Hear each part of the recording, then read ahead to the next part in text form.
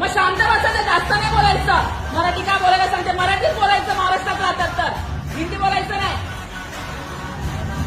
मग तुला हिंदी बोलता जमतंय का? तुला जमते का बोलायला? तुला जमते का बोलायला? तर मी काय सांगितलं की नाही जमत तर मराठी बोलू शकता. एवढे 2 शब्द बोलले मी. 2 शब्द बोलले मी. गाड्या लावू नको मला इथं मराठी ओरडणार मी.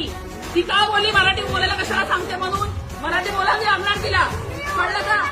ओरडणार मी. ती चूक आहे, ती का बोलली मला? चूक आहे, ती का बोलली? मराठी बोलायला का सांगते?